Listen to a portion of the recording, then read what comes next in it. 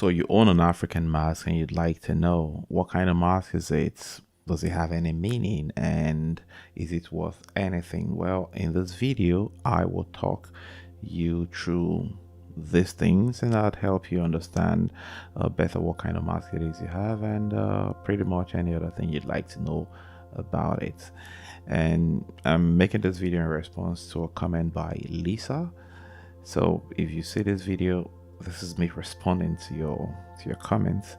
And Lisa said, would you be able to tell me what kind of masks I have and the meanings, and if they're worth anything? I could send you pictures. Well, Lisa, you can send me pictures and I'll put up an email on the screen, so feel free to shoot emails of pictures right in there, and I would respond. Maybe not immediately, it might take a while, but the response will surely come. So thank you very much for the comments. And yeah, if you're watching this, feel free to give us a like, leave comments in the section. And yes, we respond to comments. Yes, we do that. And if you're not subscribed to the channel, please hit the subscribe button and hit the bell so you're notified every time I make new content.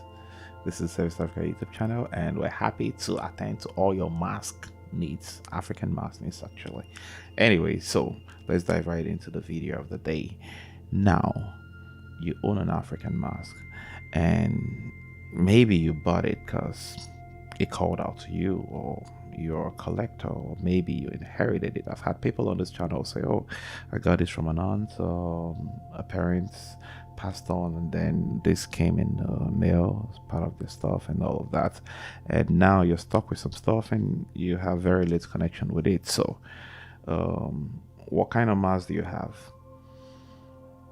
Now, there's a part where I tell you that Africa is a continent, a very large continent. And so we are a lot of people, a lot of nations, a lot of languages, and a lot of tribes. And masks are indigenous to different tribes that are made for all kinds of reasons. So, well, we're going to talk about those a bit shortly. But you see, in different tribes, masks are made sometimes because they are used as part of decoration. Like this piece, this is a wooden mask, but then clearly if you looked at this, you can see look at the back. That's usually one of my first places to look. You can see there are no slits, so technically if someone put this over their faces, they probably won't be able to see, except if the entire thing has some other ways to let them see if they're not looking through the mask. But then there's a notch right here. I'm not sure if you can see it, but there's a notch here where you can stick it on a nail and hang it on the wall. So this is decorative. Yes, now this is a mask on a wooden base, but this isn't wood. We're going to talk about this when we talk about the value of masks here. But then clearly you can see this exists for the sole purpose of letting it hang on the wall. So again, this is decorative and by no means a mask that is worn on the face. But then there are lots of other masks that are worn over the face, and such as the Zaoli mask. That's a mask we love to talk about a lot here on this channel because it's just awesome.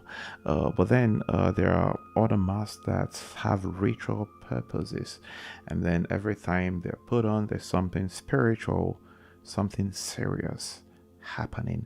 And so whether a mask is for rituals, for entertainment, or for decoration as art, that would go a long way to tell what you possess. But then I already gave away some tells on how you can easily look at your mask and tell if this thing should be in your home or not, because believe this, every mask should not be in your home. If a mask is clearly decorative like this one, this is a poorly made replica of the Queen Idia mask from the ancient Bini Kingdom. So the original Idia mask could have been made for ritual purposes, but this is clearly decorative, and you can use this as you see fit, and it has there are no qualms with that whatsoever. So can we tell what tribe, what country your mask comes from? Yes, a lot of masks come with tags and labels that say this piece come from this, especially if it was bought. Yeah, but then if it was acquired through some other means, chances are it probably won't come with a tag and it won't come with a label. But then it's also easy to tell because across cultures, masks retain certain distinct characteristics. Sometimes it's the hairdo, sometimes it's the tribal masks or the scarifications, sometimes it's just the shape of the mask. But then there are certain kinds of masks that are kind of universal, like the sun disk masks. We find that across cultures, all the way from North Africa to Southern Africa to Central Africa and West Africa.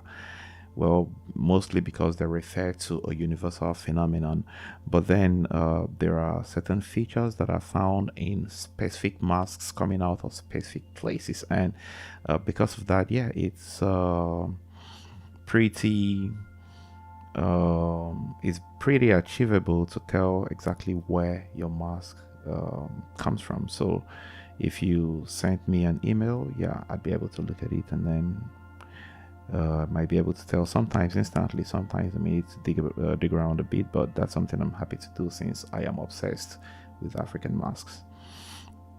And if you wanted to get like a lot of information about African masks, you might want to check out my book Within Carved Lines, where I kind of describe all of these kinds of things. It kind of elaborates most of the stuff that I'm going to talk about this video like in a few minutes. So you can go check that out. I'll leave a link in the description. Now, are we able to tell if your mask is a ritual mask or not? Yes, I can tell if your mask is a ritual mask. As a matter of fact, it is pretty easy to tell if your mask is charged. We've had comments on the channel where someone said, oh, I have a mask that's spiritually charged and comes alive at certain times of the year. I've had someone who said, I have a mask that speaks. I have a mask that demands an offering and all those kinds of stuff. Well, you shouldn't have masks that demand offerings in your home. Yeah, because they're designed to be in shrines or to... And I'm going to talk about this whole thing maybe in a different video, yes. But let's talk a bit about that.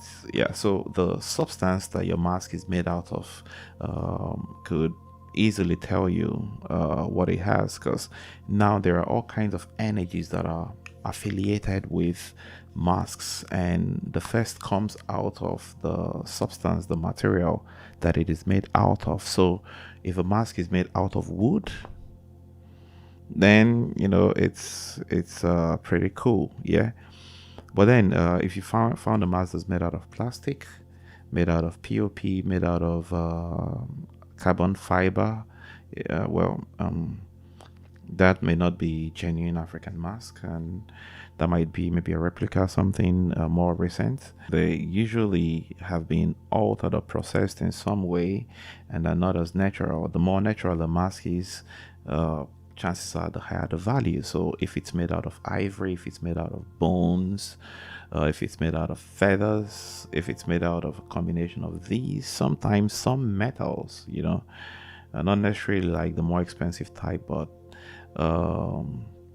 the crafts is kind of a big consideration when it comes into this. But let's talk substance. There are spiritual qualities that are associated with certain woods that are considered sacred and divine depending on the culture.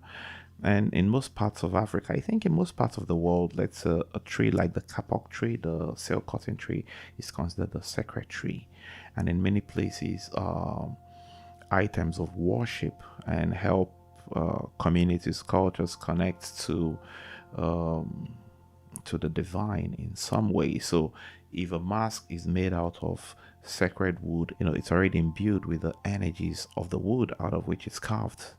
So it's going to have some energy, and it's going to naturally perform whatever functions the energy associated with this wood performs. Like it could attract good luck, or it could banish bad energies and all those kinds of stuff. So if you knew the kind of wood, then chances are it'd be easy for you to tell what natural energies this thing has come with.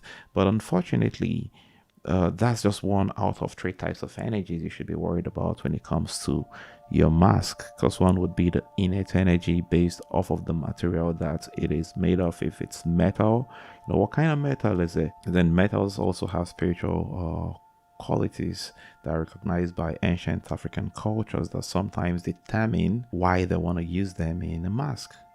And then sometimes they're like a combination of wood, of feathers, of bones of specific animals, maybe like a tiger tooth or like a lion tooth, because now there are certain qualities of these creatures that they want to combine to create something unique.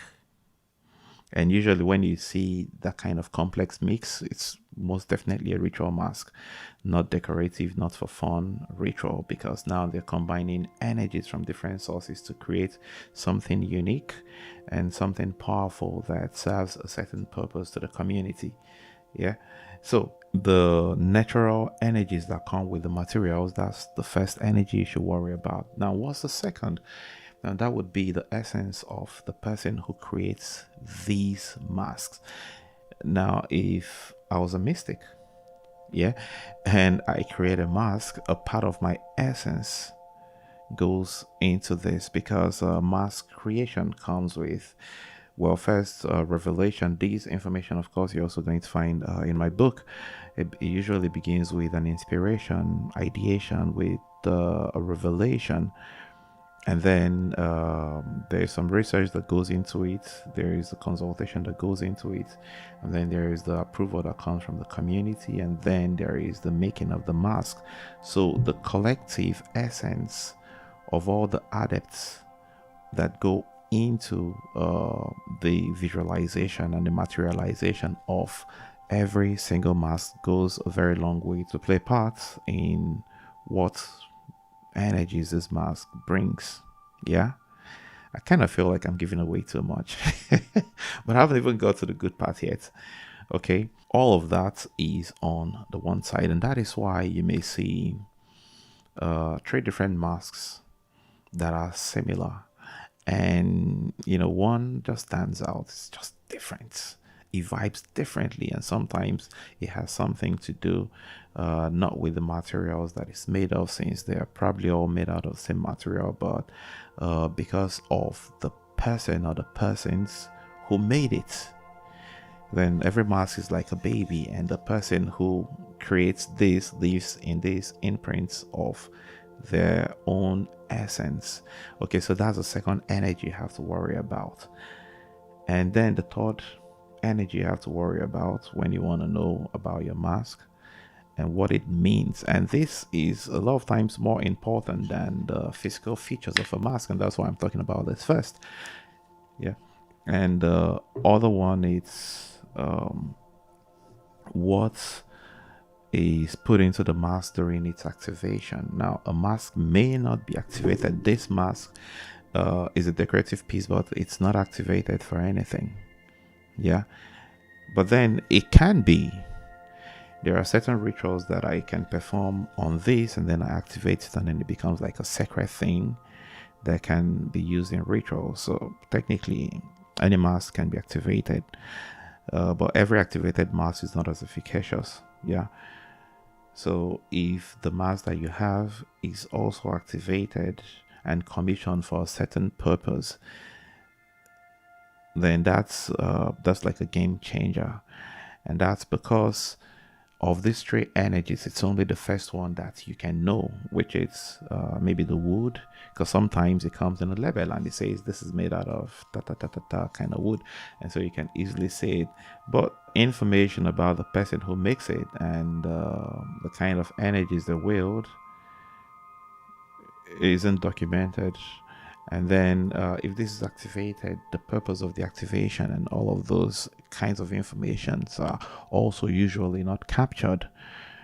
And that's kind of why sometimes I feel people shouldn't own African masks they don't understand, whose origins they don't know, because it could be a source of good, but then there might be some dangers in having those. But then, not to scare you or anything at all, well, nothing to worry about. Let's not go further into details about any of that. So that's that about the energies of your mask. And can this be read? Yes, it can. There are people who are able to read the energies of your mask. You might even be able to do it. There are some simple exercises you can perform and you'd be able to tell if the mask you own is charged. I want to believe anyone should be able to do it if they are guided right, but that's not the purpose of this video. So beyond the essence, let's talk about the physical features. Now, when you look at a mask, you can see some scarifications here. There are two lines on the face of the Queen Idia. What does it mean? Does this represent duality? Is this just a tribal mark that was used in those days, or is this is there a deeper meaning to this? Now you look at the hairdo, you look at the facial features, and then you wonder, this is wood. The original Lydia mask is made out of ivory and it's white. It's beautiful to look at. So what does can we tell what the features mean? Yes, you can look at the eyes. Are they wide open? Do they look shocked? Do they look happy?